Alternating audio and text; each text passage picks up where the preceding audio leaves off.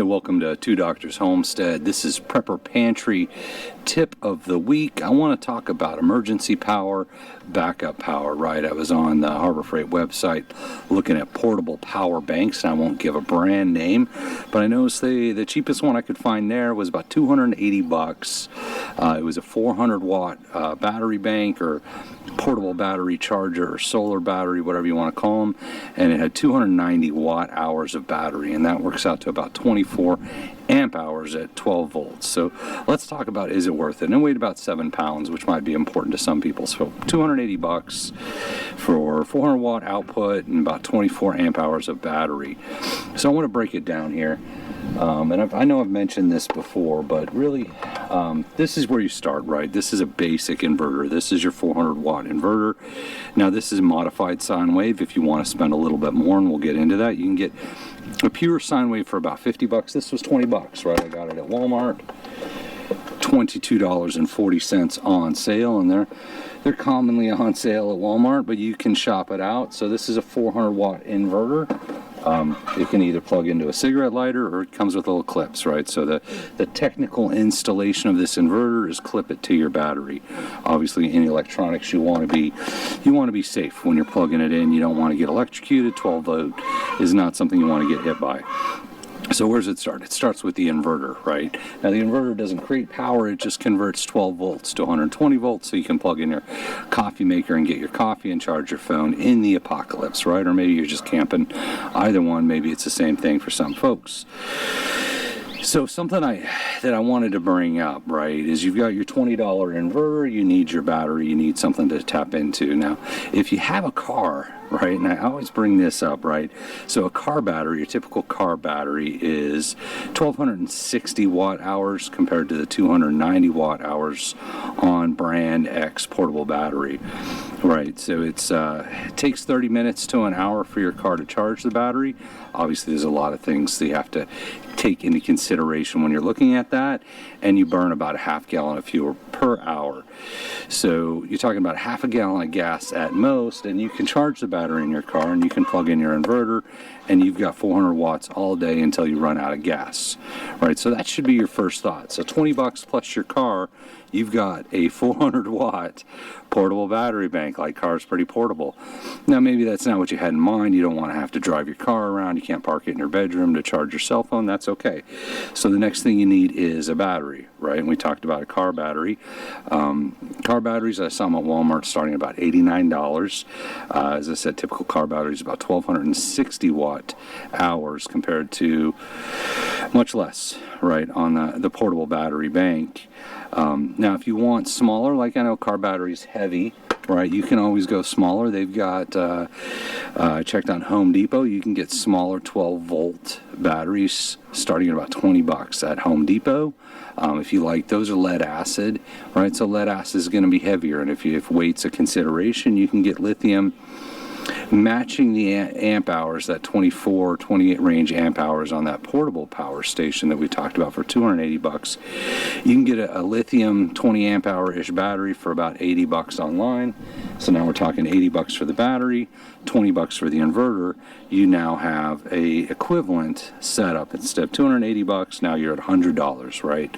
So you got your inverter, you got your battery, and you can see back here I'm next to my emergency backup power system.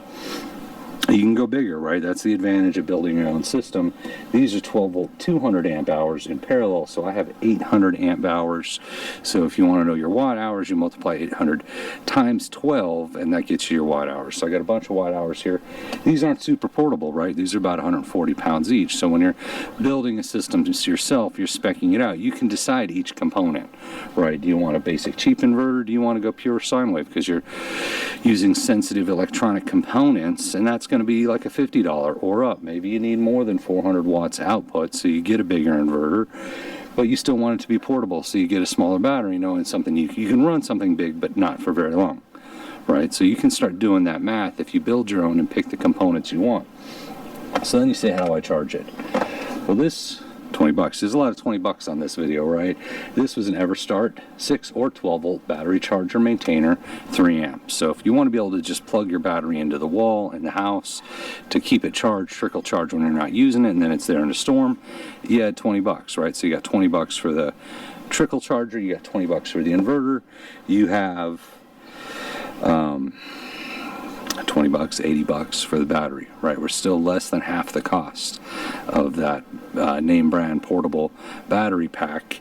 Probably a lot more watt hours at that point, right? If we're throwing a car battery in there at 1260 watt hours versus that name brand at 290 watt hours. So say 5 times the power at less than half the cost. You think, okay, great, but I want to charge it, right? That name brand has a charger. We've got the battery charger maintainer here. Maybe you want to charge it on solar, but that can charge on solar. So I've got charge controllers here. These are more high-end, right? These are 40 amp MPPT charge controllers. So you plug the panels into the charge controller, you plug the charge controller into the battery, and now you're charging on solar, right? So I did a quick search on Amazon. You can get a 30 amp 12 volt charge controller starting at 10 bucks, right? Is it as good as the more expensive one? No, but you can 10 bucks, now your little homemade battery system has the capacity to charge on solar. So if you don't care about the wall charge capability, you get your inverter, you get your battery, you spend 10 bucks, you got a solar charge controller, and you're good to go, right? And that it's just a lot more expensive, right? And if you want to charge faster, you can get your panels, right? You can get multiple panels. You want to match the charge controller amp, so a 30 amp charge controller could do, say, 3 10 amp solar panels, right? So you want to match numbers. Like if you're going 12 volt on the battery, which you probably are, you got the 12 volt inverter. This is a 6 or 12 volt battery maintainer. You want to match your volts, you want to match your amps throughout the system. Maybe you like the gauge. You say, hey, but that name brand has a cool battery gauge. Well, I looked once again, Amazon, you can get a battery gauge for 8 bucks. This all just plugs into the battery. This is not a complicated setup. Say, hey, but it's got cigarette lighters. I need cigarette lighters. Checked Amazon. Cigarette lighter, 10 bucks for a 2-socket cigarette lighter that you could then once again attach to the battery. You can take the components you need, leave out the components you don't need, and even with all the components rolled in, the charge controller, either an equivalent lithium battery or a lead acid battery that's much bigger, heavier, more powerful, your inverter, your charge control, all that, you're still less than half the price, and you can get significantly more power. And once again, you can pick each part based on the weight, whether it's lead acid, maybe you want the lithium, right? You can pick more power output, less power output, cheaper, cleaner power output, faster battery charger, right? Bigger solar charge control if you want to run more panels, small charge controller. If you're not so worried about solar, you just want to have that as an option, right? You pick the parts you want, you pick the quality of the parts you want, you know what's going into it. And literally for setup, each of these components, they just connect to the battery, right? This is not a complicated setup. And you say, how do I carry it, right? But great, I've got this pile of components, how do I carry it? Well, if you're doing the car route, which is an awesome battery charger, you just need the inverter. So you carry this however you want.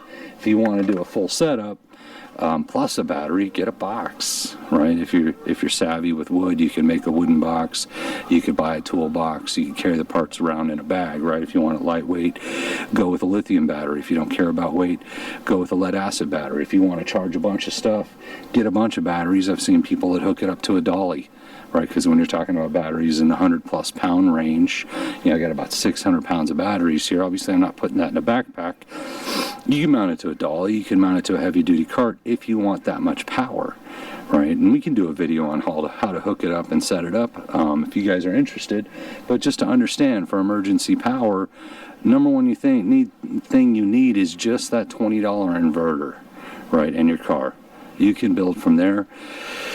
But you can build it for a lot less, and we're not talking about heavy-duty construction than what you would pay for a name brand solar generator, and you can pick all the parts and pieces you want. So thank you for watching, and we appreciate you.